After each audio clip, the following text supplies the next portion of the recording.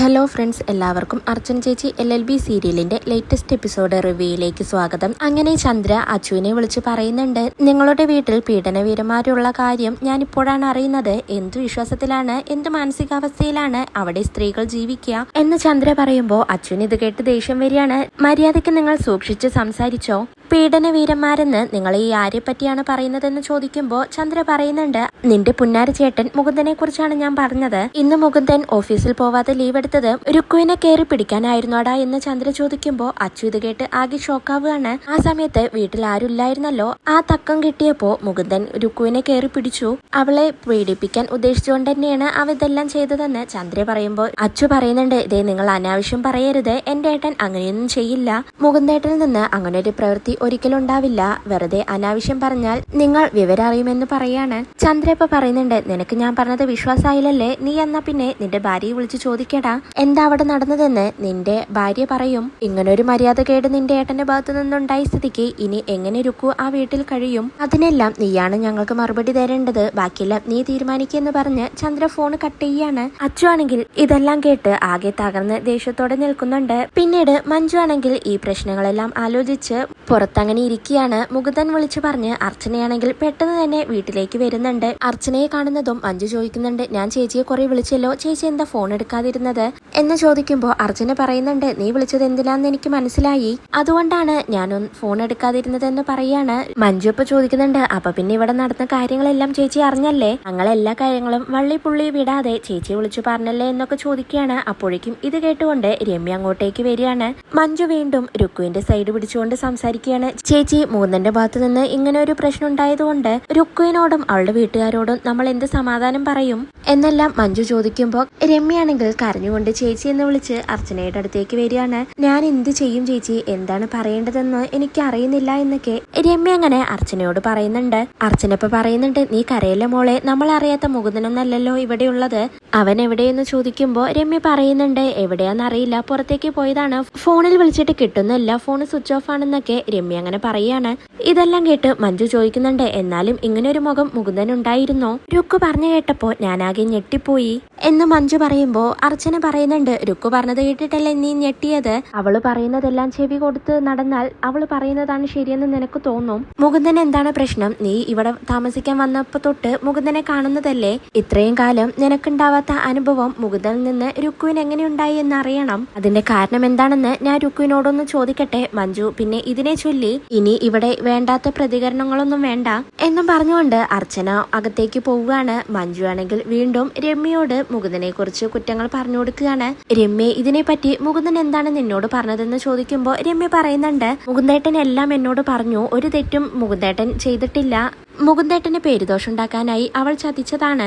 നിങ്ങൾ ചിലപ്പോൾ രുക്കു പറയുന്നതായിരിക്കും വിശ്വസിക്കുന്നത്, പക്ഷേ എനിക്ക് എന്റെ ഭർത്താവ് പറയുന്നതാണ് വിശ്വാസം. ചേച്ചി ഓരോന്ന് പറഞ്ഞ് എന്നെ മുകുന്ദേട്ടനും തെറ്റിപ്പിക്കാൻ നോക്കണ്ട എന്നും പറഞ്ഞ ദേഷ്യത്തോടെ രമ്യ അകത്തേക്ക് പോവുകയാണ്. മഞ്ജു ആണെങ്കിൽ മനസ്സിലങ്ങനെ ചിന്തിക്കുന്നുണ്ട്, ഭർത്താക്കന്മാരെ എന്ത് ചെയ്താലും ഇവളെ പോലുള്ളവർ വിശ്വസിക്കുന്നതാണ് ഈ സ്ത്രീകളുടെ ശാപമെന്ന് അങ്ങനെ ചിന്തിക്കുകയാണ്.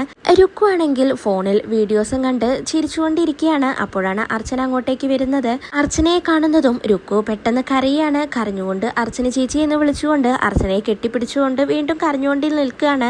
ഞാൻ നിന്നെ കുറെ റൂമിലൊക്കെ നോക്കിയല്ലോ, അവിടെയൊന്നും കണ്ടില്ല, ആരും കാണാതെ ഇവിടെ വന്ന് നിന്ന് ഫോണിൽ നോക്കിക്കൊണ്ട് ചിരിക്കുകയാണല്ലോ, എന്നെ കണ്ടപ്പോൾ നീ എന്തിനാണ് കരഞ്ഞത് എന്ന് അർച്ചന ചോദിക്കുമ്പോൾ രുക്കു പറയുന്നുണ്ട്, ചേച്ചിയെ കണ്ടപ്പോ എനിക്ക് പെട്ടെന്ന് സങ്കടം വന്നു, എന്നെ പോലെ ഒരു പെണ്ണല്ലേ ചേച്ചിയും, ഒരു പെണ്ണിന്റെ ദുഃഖം മറ്റൊരു പെണ്ണിനല്ലേ മനസ്സിലാവൂ എന്ന് രുക്കു പറയുമ്പോ അർച്ചന ചോദിക്കുന്നുണ്ട്, എങ്കിൽ പിന്നെ ഞാൻ വന്നപ്പോ നീ ചിരിച്ചുകൊണ്ട് നിൽക്കുകയായിരുന്നല്ലോ, വെറുതെ നീ കരഞ്ഞ് നിന്റെ സന്തോഷം കളയണ്ട എന്ന് അർച്ചന പറയാണ്. രുക്കു അപ്പൊ പറയുന്നുണ്ട്, ഈ വീട്ടിൽ നിന്ന് എനിക്കൊരു മോശം അനുഭവം ഉണ്ടായി ചേച്ചി, അത് മറക്കാനായി ഞാൻ ഫോണിൽ കോമഡിയും കണ്ട് ചിരിച്ചതാണ് എന്ന് രുക്കു പറയാണ്. അർച്ചന അപ്പൊ ചോദിക്കുന്നുണ്ട്, നീ എന്തിനാണ് മുകുന്ദന്റെ റൂമിലേക്ക് പോയതെന്ന്. രുക്കു അപ്പൊ തകർത്ത് അഭിനയിച്ചുകൊണ്ട് പറയുന്നുണ്ട്, എന്നെ വിളിച്ചിട്ടാണ് ഞാൻ അങ്ങോട്ടേക്ക് പോയപ്പോ എനിക്കൊരു ചായ ഇട്ട് തരാമോ എന്ന് മുകുന്ദേട്ടൻ ചോദിച്ചു. ഇവിടെയാണെങ്കിൽ രമ്യേച്ചി ഇല്ലല്ലോ, എങ്കിൽ പിന്നെ ഇട്ടുകൊടുക്കാമെന്ന് വിചാരിച്ച് ഒരു ചായയും ഇട്ടുകൊണ്ട് ഞാൻ പോയി. അപ്പോഴാണ് പെട്ടെന്ന് മുകുന്ദേട്ടൻ വാതിലടച്ചത് എന്നെല്ലാം രുക്കു പറയുമ്പോൾ അർച്ചന പറയുന്നുണ്ട്, നീ നുണയൊന്നും പറയണ്ട, സത്യം മാത്രം പറഞ്ഞാൽ മതി എന്ന് പറയുമ്പോൾ രുക്കു വീണ്ടും വീണ്ടും ആ കള്ളത്തെ സത്യമാക്കാനായി നോക്കുകയാണ്. തക്ക സമയത്ത് മഞ്ജു ചേച്ചി രമ്യ ചേച്ചിയും എത്തിയില്ലായിരുന്നെങ്കിൽ ഞാൻ എന്നെ മുകുന്ദേട്ടൻ എന്നൊക്കെ പറഞ്ഞ് രുക്കു അങ്ങനെ കരഞ്ഞുകൊണ്ട് നിൽക്കുകയാണ്. അർച്ചന അപ്പൊ പറയുന്നുണ്ട്, രുക്കു നീയൊന്ന് കരച്ചിൽ നിർത്ത്, ഞാനൊന്ന് പറഞ്ഞോട്ടെ.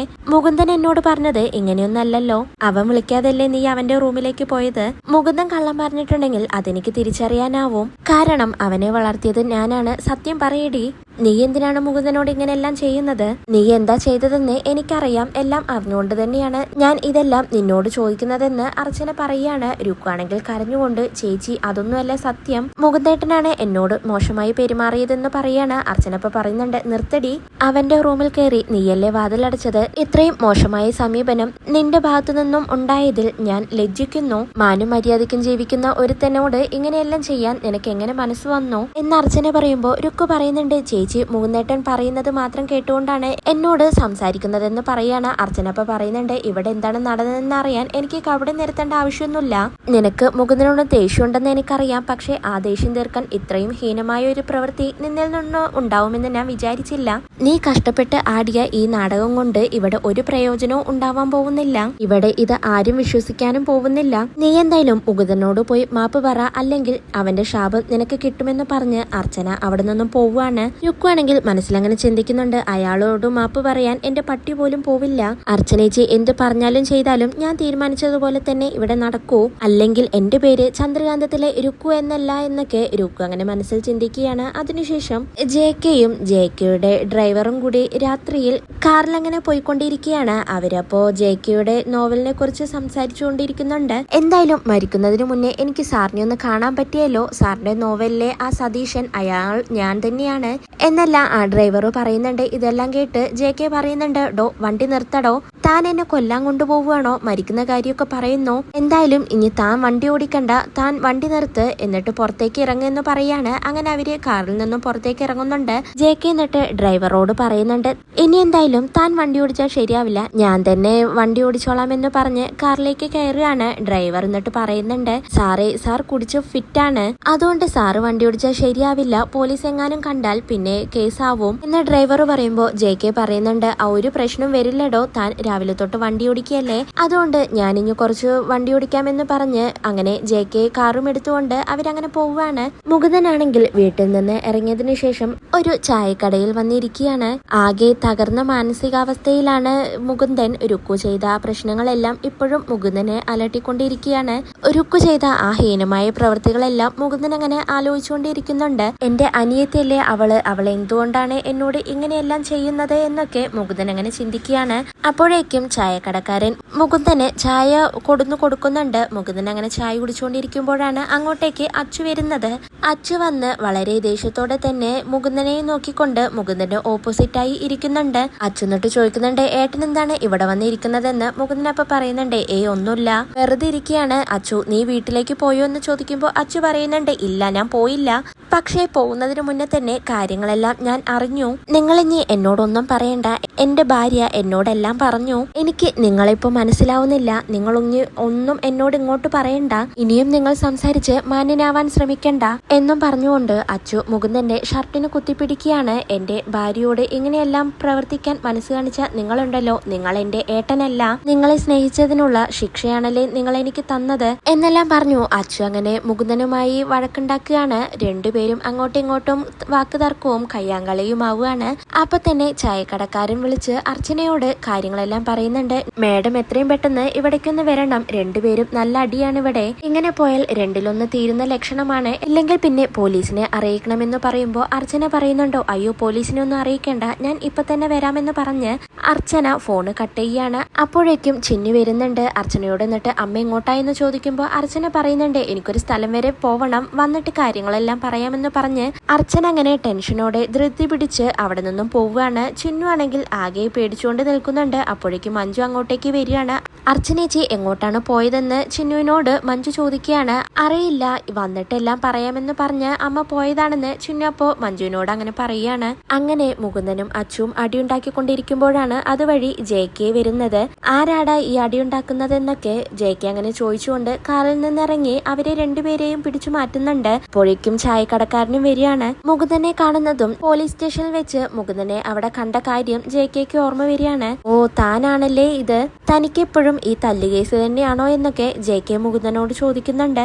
ചായക്കടക്കാരൻ അപ്പോ ജെ.കെയോട് പറയുന്നുണ്ട്, സാർ ഇവര് രണ്ടുപേരും സഹോദരങ്ങളാണെന്ന് പറയാണ്. ജെ.കെ അപ്പൊ പറയാണ്, ഓ സഹോദരങ്ങളാണോ, എന്നിട്ടാണോ ഈ റോട്ടിൽ ഇങ്ങനെ അടിയുണ്ടാക്കുന്നത്, നിങ്ങൾക്ക് വീട്ടിൽ പോയിട്ട് അടിയുണ്ടാക്കിക്കോടെ എന്നൊക്കെ അങ്ങനെ ചോദിക്കുകയാണ്. പിന്നീട് വീണ്ടും ജെ.കെ ചോദിക്കുന്നുണ്ട്, എന്താണ് നിങ്ങളുടെ പ്രശ്നമെന്ന്. അച്ചുവപ്പ ദേഷ്യപ്പെടുകയാണ് ജെ.കെയോട്. തന്നോട് എന്താണ് പ്രശ്നമെന്ന് പറയാൻ എനിക്ക് സൗകര്യമില്ലെന്ന് പറയാണ്.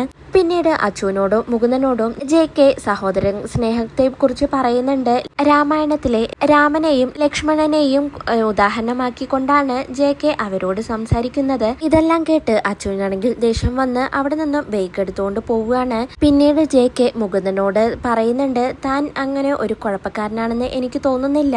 എന്താടോ തന്റെ പ്രശ്നം, പെണ്ണാണോ അതോ സ്വത്തുക്കളാണോ തന്റെ പ്രശ്നം? തന്റെ സഹോദരന്റെ കൈ വീഴാൻ മാത്രമുള്ള എന്ത് തെറ്റാണ് താൻ ചെയ്തതെന്നൊക്കെ ജെ.കെ അങ്ങനെ ചോദിക്കുകയാണ്. മുകുന്ദനാണെങ്കിൽ ആകെ സങ്കടപ്പെട്ടുകൊണ്ട് ഒന്നുമില്ല, ഞാൻ പോവാന്ന് പറഞ്ഞ് മുകുന്ദനും വണ്ടി എടുത്തുകൊണ്ട് അവിടെ നിന്നും പോവുകയാണ്. ജെ.കെയോട് അപ്പോൾ ഡ്രൈവർ ചോദിക്കുന്നുണ്ട്, സാറേ പോവണ്ടേ, ഇനിയിപ്പോ എന്തായാലും നമുക്ക് ഇവിടെ നിന്നും എന്തെങ്കിലും കഴിച്ചിട്ട് പോവാമെന്ന് പറയാണ്. ജെ.കെ അപ്പൊ പറയുന്നുണ്ട്, ഇവിടെ നിന്നും വേണ്ട, നമുക്ക് ഏതെങ്കിലും ബാർ ഹോട്ടലിലേക്ക് പോവാമെന്ന് പറഞ്ഞ് വണ്ടിയെടുത്ത് അവിടെ നിന്നും പോവാനായി നിൽക്കുകയാണ്. അപ്പോഴാണ് അതുവഴി അർച്ചന വരുന്നത്. മദ്യപിച്ച് വണ്ടി ഓടിക്കുന്നത് കൊണ്ട് തന്നെ ജെ.കെ അങ്ങനെ അർച്ചനയുടെ വണ്ടിയിൽ ഇടിക്കാനായി പോവുകയാണ്. അർച്ചന എന്നിട്ട് സൈഡിൽ വണ്ടി നിർത്തിക്കൊണ്ട് ജെ.കെയോട് സംസാരിക്കുന്നുണ്ട്. എടോ, താൻ എവിടെ നോക്കിയാടോ വണ്ടി ഓടിക്കുന്നത്, താനെന്താ മദ്യപിച്ചിട്ടാണോ വണ്ടി ഓടിക്കുന്നത് എന്നൊക്കെ ചോദിക്കുകയാണ്. പെട്ടെന്ന് തന്നെ ജെ.കെ കാറിന്റെ ഗ്ലാസ് താഴ്ത്തുന്നുണ്ട്. അർച്ചനയാണെങ്കിൽ ജെ.കെ കണ്ടപ്പോ ആകെ ഷോക്കാവുകയാണ്. ഇത് അയാളാണല്ലോ എന്ന് പറഞ്ഞുകൊണ്ട് കരിമലക്കൊടിയിലെ ആ സംഭവങ്ങൾ ഓർക്കുകയാണ്. ജെ.കെ അപ്പോ തിരിച്ച് അർച്ചനയോട് ചൂടായിക്കൊണ്ട് അവിടെ നിന്നും വണ്ടിയെടുത്ത് പോവുകയാണ്. അർച്ചനയാണെങ്കിൽ വണ്ടി നിർത്ത് എന്നൊക്കെ പറയുന്നുണ്ടെങ്കിലും ജെ.കെ വണ്ടി നിർത്താതെ പോവുകയാണ്. അപ്പോഴേക്കും അങ്ങോട്ടേക്ക് ചായക്കടക്കാരൻ വന്ന് അർച്ചനയോട് ചോദിക്കുന്നുണ്ട്, മേഡം എത്തിയോ എന്ന്. അർച്ചന അപ്പൊ ചോദിക്കുന്നുണ്ട്, അവരെവിടെ, എന്താണ് ഇവിടെ പ്രശ്നം ഉണ്ടായതെന്ന് ചോദിക്കുകയാണ്. ചായക്കടക്കാരൻ അപ്പൊ അവിടെ അവര് തമ്മിലുണ്ടായ പ്രശ്നങ്ങളെല്ലാം തുറന്ന് അർച്ചനയോട് പറയുന്നുണ്ട്. അവര് രണ്ടുപേരും പൊരിഞ്ഞ അടിയായിരുന്നു മേഡം. ഇപ്പൊ വന്ന സാറുണ്ടല്ലോ, ആ സാറ് ഇടപെട്ടിട്ടാണ് അവരുടെ അടി പിരിച്ചുവിട്ടത്. അല്ലെങ്കിൽ രണ്ടിലൊരാൾ ഇവിടെ ഇന്ന് തീർന്നേനെ. മേഡത്തിന്റെ അനിയന്മാർ ഇങ്ങനെയൊന്നും ആയിരുന്നില്ലല്ലോ, അവര് നല്ല സ്നേഹത്തിലായിരുന്നു, പിന്നിപ്പോ എന്തു പറ്റി ഇങ്ങനെയെല്ലാം ആവാൻ എന്നാ ചായക്കടക്കാരൻ ചോദിക്കുമ്പോൾ അർച്ചനയാണെങ്കിൽ എനിക്കൊന്നും അറിയില്ലെന്ന് പറഞ്ഞ് ആകെ സങ്കടപ്പെട്ടുകൊണ്ട് അങ്ങനെ നിൽക്കുകയാണ്. ഇതോടെയാണ് ഇന്നത്തെ എപ്പിസോഡ് അവസാനിക്കുന്നത്.